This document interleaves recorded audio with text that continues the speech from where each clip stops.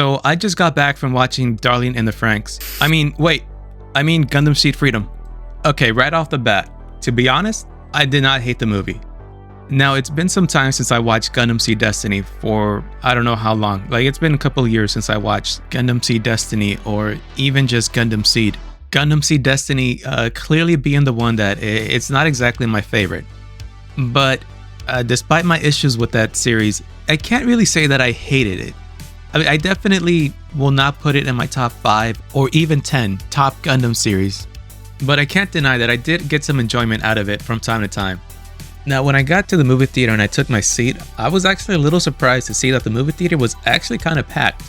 A couple of years ago, when I went to go see Char's Counterattack and Gundam Narrative in that same movie theater, I would say it was practically empty.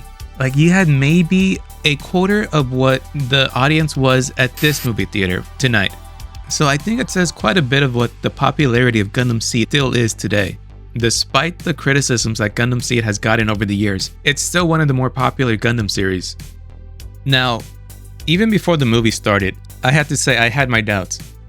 It wasn't so much anything with the movie or anything that I've heard about the movie that had me concerned. It was more, there was a mouth breather like a few seats away from me. Like, he was not sitting next to me, but he was close enough that I can hear him.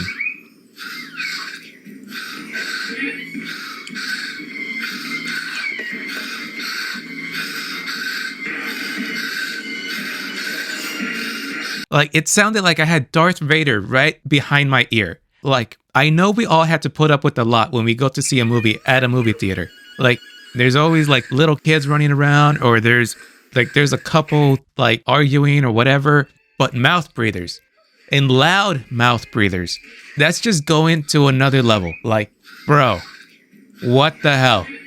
And if you're thinking, man, come on, you're exaggerating. It couldn't be that bad. No. I'm telling you, he got worse. Because obviously we're watching it with subtitles, which means we all gotta read. But when we watch and read, we read it to ourselves in our mind. This guy, no. He was reading it out loud. Like, he was whispering, but he was still, like, you can still hear him. Like, he had to read the subtitles out loud to himself. It's like he thought he was at home, and he was having conversations with himself about the movie. And I know he's having conversations with himself because there's nobody else sitting next to him. Not only that, I noticed the person sitting in front of him had to switch seats, which I get a feeling was because he was hearing him right behind his ear. So for the first opening shot of the movie, when there's some narration going on, but I still gotta read because I don't speak Japanese, I don't understand it. So I'm obviously reading subtitles. I'm hearing his voice. And then to add to that, some people decided to come in late, which is fine. But again, I'm trying to read subtitles, but I can't read because they're standing in front of me looking for their seats. But okay, I get over it because then I remind myself, I haven't gone out lately. I've been busy, okay? So I forgot what it's like to socialize or just be around people when it's not work. But anyways, the movie picks up and I don't hear the guy's voice anymore, and so I can enjoy it. And it's here where I still don't know what to make of the movie. Like, obviously it's just starting, but I'm like, okay, you're gonna open up with this. I was a little worried with that opening because I'm like, all right, this is kind of weak, to be honest. I'm like, okay, there's some flashing lights, there's some explosions, but this is feeling a little too generic. But I'm like, you know what? I just tell my brain, shut up and enjoy it. You paid, so you're gonna enjoy it either way. That's what I tell myself. And so going through the roster of characters real quick, Kira obviously is in there. He's doing his Jesus Yamato thing. Atherin's in it, not too much, but here's what I'll say. Every time Atherin makes an appearance, he basically steals the show. So to any Atherin fans out there, you may be disappointed in terms of screen time that he gets, but I think you'll be happy in terms of what he does with that screen time. Like, he has some good lines, and he also has some good moments. As for Kira, I mean, it's Kira. He does that Jesus thing, and basically still kind of the same in terms of, like, he feels like he has to carry the burden of, like, protecting everybody. Like, that's still there. Shin is also here. You suck! Hold up. Before you get your pitchforks ready, he's not that bad. Like, he is 95% toned down. from what he was in Gundam Seed Destiny. And I would even say he pretty much redeems himself here. Like, you're not gonna hate him. Like, the movie doesn't even give you a chance to hate him. There is a moment, I would say, like, I'm not gonna say what it is, but like, there's some lines in the beginning where you're like, oh no, it's happening again. He's gonna start whining. And then, no, the movie and like the characters, they're like, nope, we're shutting that down. No, let's move on. Just before you can say, like, come on, Shin, grow up, you then realize, oh, wait, he did grow up. And like, I never thought I'd say this, but it's actually kind of cool seeing Kira and Shin work together. Yeah, like in 20 years, I never thought I'd say that line, but I did. Let's see, Maru, Ramius, La Flaga, they're in here as well, along with the Archangel. Kigali is also in here. She doesn't do too much, but I'd say she does do her job at the end. Like, she does something, like she does help out. Lacus is obviously in here. This is probably the most Lacus has ever had to do. Luna Maria is also in here. I would say this is probably the most competent she has ever been, and she actually does help out quite a bit. As far as the plot goes, what I have to say is, honestly, I think as messy as the plot was starting to get, especially towards the middle, I have to say, I'm actually really impressed that what this movie actually did was they condensed the plot that would have normally been what an entire season of Gundam would have been. Like, they've actually condensed it so well that it doesn't feel like something like in, let's say, Gundam F91, where it's all chopped up and you're like, what is going on? Like, there's some scenes that don't quite mesh well, like right next to each other. Here, although it can kind of get a little jarring sometimes and just trying to keep up with what's going on, I would say like it still more or less flows pretty well. And actually, throughout the time watching the film, I was starting to think, like, did they kind of jump the gun? Like, this could have actually been a TV show. And looking at the popularity of Gundam Seed that it still is today, that show may still do well. I'm pretty sure it will do better than what Gundam Age did or what Gundam Reconquista did. Like, I think it will do better numbers. And also, like, looking at the popularity of what Gundam Seed was when it was at its height and comparing Iron-Blooded Orphans, like, as much as I love Iron-Blooded Orphans, I'd say, like, if they had done this into a show, it may have done better than Iron-Blooded Orphans. Despite the fact that, yeah, I like Iron-Blooded Orphans better, but I mean, I can't deny the popularity. It's there, like for Gundam Seed. Maybe not in the US, but probably in Japan. Anybody from Japan, if you want to write in the comments what's more popular, Iron-Blooded Orphans or Gundam Seed, let me know. But then again, looking even closer, there were some moments throughout the movie, I think it was maybe 3 times, may have been 3 times, where like they were doing flashbacks.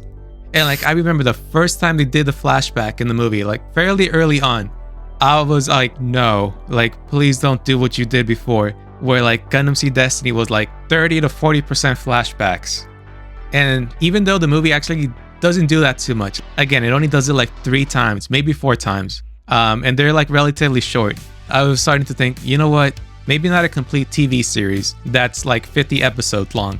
Maybe 25, or actually maybe like 12 episodes. I think they could have done something like 12 episodes, assuming they would still ease up on the flashbacks. But anyways, as far as the plot goes, like, it can be a little convoluted a little bit. Like, the villains, they're like these, like, they're coordinators, but they're like a little more advanced than coordinators. I guess they're coordinator new types. I guess that's what we can call them. Actually, you know what? If you ever played Ace Combat 5, the motive of the villains in Gundam Seed Freedom, it's basically what Belka's motive in Ace Combat 5 is. And that's basically it. Like, if you played Ace Combat 5, you kind of know what the plot is, which is basically like this one group on the side is trying to make everybody else fight with each other and blow each other up. And that's basically it. I'm leaving some stuff out, of course, just in case I accidentally spoil anything. That's why I'm not giving you too much details on it. But I would say the weakest thing about the story would have to be the villains. They do make a pretty good first appearance. Like, they're presented as this group of pilots that are equal, if not even better than the Gundam pilots. And like, when you first meet them, it looks like they're each gonna be memorable in their own way. But once the climax starts to happen, you don't even know who's who. Like, there was one point where I thought the guy fighting Kira was actually fighting Atherin. And this is also partly why I started to think that maybe this would have also worked as a TV show or like an OVA. Like, I think this would have been better just to build up the villains. And as far as the main villain, I kind of got some Shirako vibes from him, at least in the beginning. He kind of loses his cool like halfway through when the plot's starting to unravel and he's not getting what he wants. So like he's almost Scirocco, but like if Scirocco was a whiny brat, that's the main villain. And as far as the climax of the movie goes, okay, if you've ever played a Gundam Extreme Versus game that's just typically a 2v2 match, it's basically that, but with the team of 6 on each side. That's the climax of the movie. It's basically that, or at least that's how I felt. Like, cause it was just going way too fast.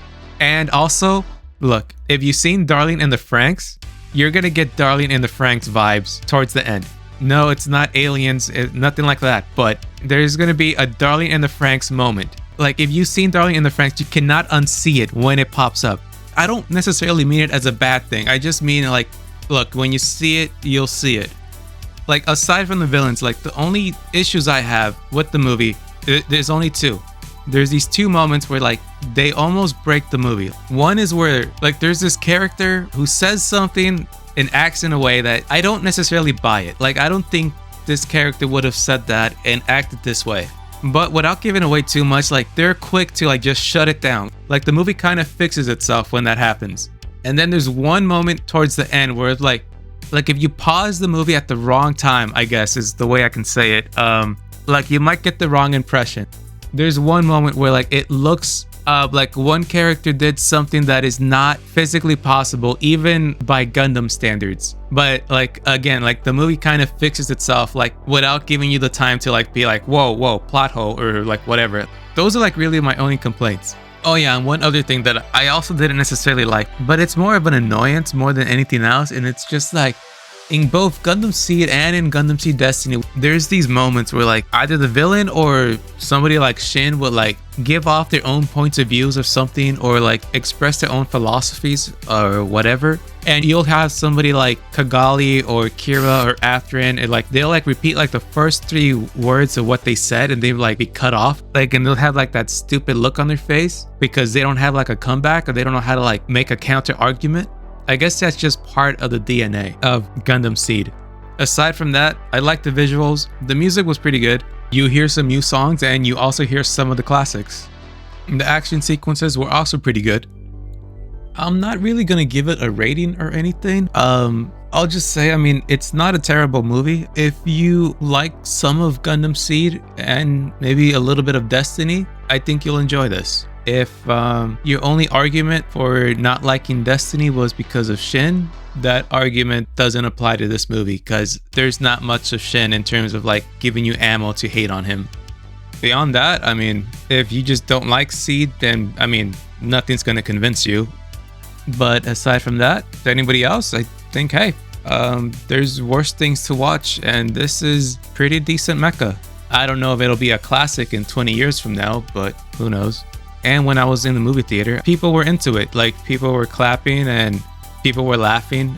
Actually, there were some moments towards the end where like it almost looked like there were like these misplaced jokes and that they like really had like no business being there. Like they seemed almost inappropriate, but it actually kind of worked.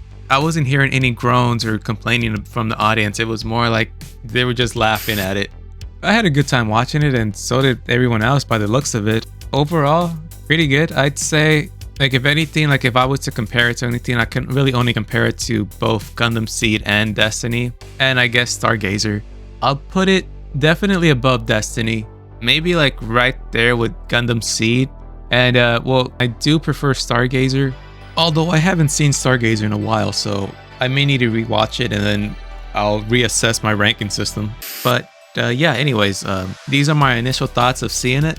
Maybe it'll change in a couple of days, but my overall impression of the movie is actually pretty good. So if they're showing the movie in your area, I'd say go ahead and watch it. If not, then either wait for it to go on stream or wait for the Blu-ray.